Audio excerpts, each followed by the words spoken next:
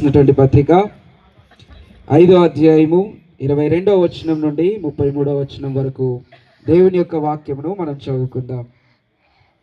స్త్రీలారా, ప్రభువునకు వలె మీ సొంత పురుషులకు లోబడి ఉండుడి. క్రీస్తు సంఘమునకు శిరస్సై ఉన్నలాగున పురుషుడు భార్యకు శిరస్సై ఉన్నాడు. క్రీస్తే శరీరమునకు రక్షకుడై ఉన్నాడు. సంఘము క్రీస్తునకు లోబడినట్టుగా భార్యలు కూడా ప్రతి విషయంలోనూ తమ పురుషులకు లోబడవలెను. పురుషులారా, మీరును మీ భార్యలను ప్రేమించుడి.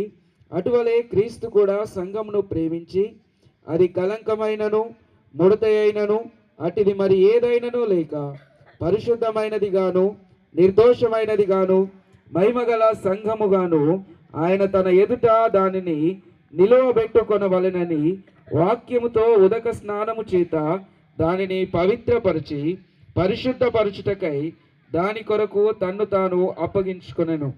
అటువలనే పురుషులు కూడా తమ సొంత శరీరము వలె తమ భార్యలను ప్రేమింపబద్దులై ఉన్నారు. తన భార్యను ప్రేమించువాడు తన్ను ప్రేమించుకొనుచున్నాడు. తన శరీరమును ద్వేషించువాడెవడునూ లేడు గాని ప్రతి వాడును దానిని పోషించి సంరక్షించుకొనును.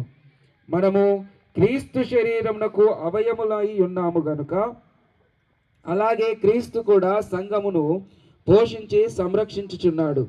ఈ హేతువు చేత పురుషుడు తన తండ్రిని తల్లిని విడిచి తన భార్యను హత్తుకొనును. వారిద్దరూ ఏక శరీరమగుదురు. ఈ మర్మము గొప్పది. అయితే నేను క్రీస్తును గూర్చియు సంఘమును గూర్చియు చెప్పుచున్నాను. మెట్టుకు మీలో ప్రతి పురుషుడును తనను వలె తన భార్యను ప్రేమింపవలెను. భార్య అయితే తన భర్త యందు భయము కలిగి ఉండునట్లు చూచుకొనవలెను. దేవుడి వాక్యము చేత ఇరువురి దంపతులను దీవించునుగాక. ఆమేన్. రెండవ లేఖన భాగముగా